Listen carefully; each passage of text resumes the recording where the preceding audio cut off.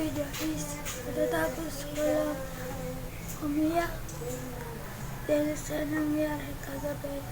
Hindi ko matanggap pero kasi sa magtatrabaho sa amin parang hindi na makakapag-tricycle kasi nadurog yung bewang niya. Ewang ng papa ko yung pagkadulas niya kahapon kalawang bewang. Para daw ulit makalakad siya, kailangan daw lagyan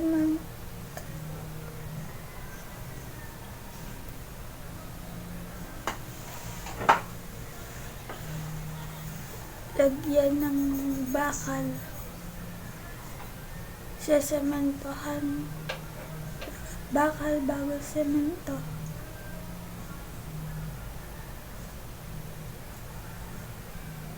Mahirap yun para sa papa ko kasi ko kaya siya tumanda. Tsaka nung nagkagayon by the way 69 ng papa ko, magsa 70 na siya at hindi kami makakapunta. Parang hindi makakaalis si na mama bukas kasi ang papa ko nasa ospital, patay ang pupuntahan, so hindi yun pwede, bawal yun sa pamahiin, di ba guys? Update ko kayo sa burol ng aking mami, mahal na mami, at update ko rin kayo sa aking papa.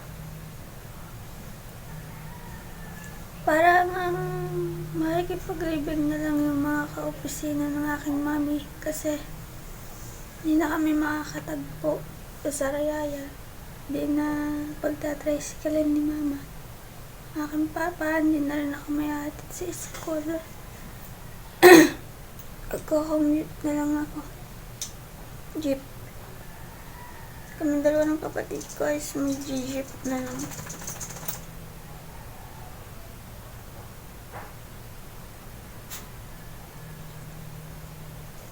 Tinanong ko kay Lord kung bakit yan yung nangyari kay Papa.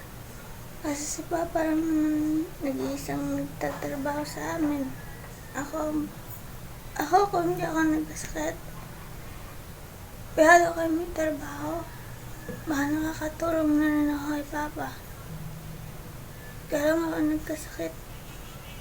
Kasakit ako ng seizure disorder, guys. Kaya late na ang pag-aaral ko. Isip ko, matured ako, pero minsan ang isip ko late. As matured na ako, pero ang isip ko minsan late. Epekto ng pagkakasakit ko noon. Late reaction ako. Minsan pag may time pa rin kapag hindi nakuha yung gusto ko, andyan si magtatampo. Nagiging isip bala pa rin ako. Kanta guys.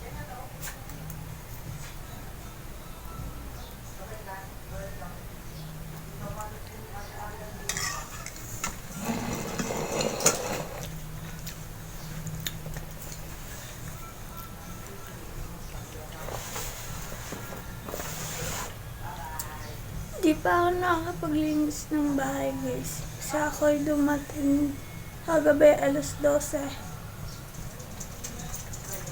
Agaw dilim ako'y nagpunta sa General.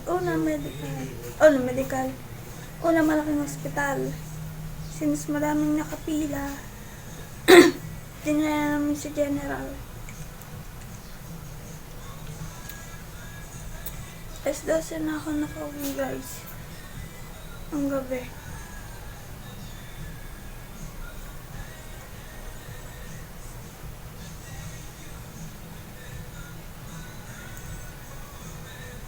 Ngayon kulang ang tulog ko kasi mag-iintindi pa ako sa kapatid kong bunso. Walang mag-iintindi sa kanya. Mama namin nasa ospital. Siya nagbabantay kay Papa.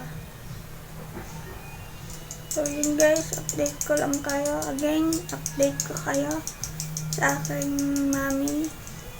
Mahal na mami, nakaburo sa Maynila. At sa aking papa na nasa General Hospital. Bye! Mga beshi ko, update sa aking papa. Dinala na siya sa kwarto kagabi bago ako umuwi.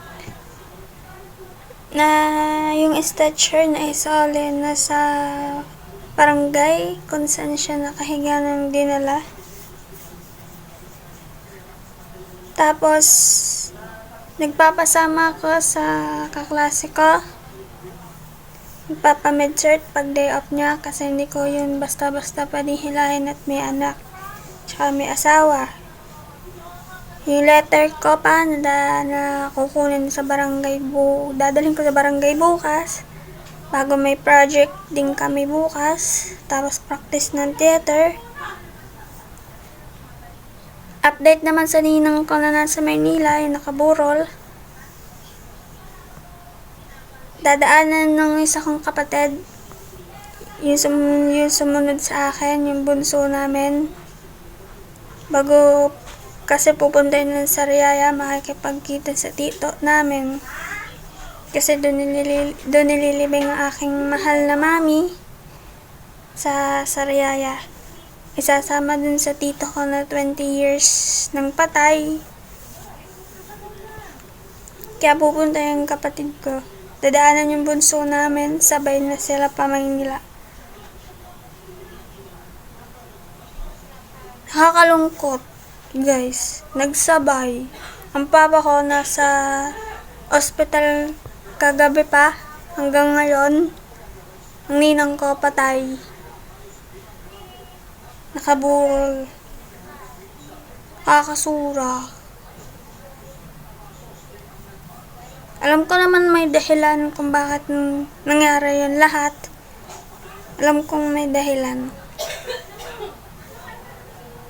bakit nangyari. So, yun lang guys. Update ko kayo. Get ready with me bukas, Wednesday. Love you.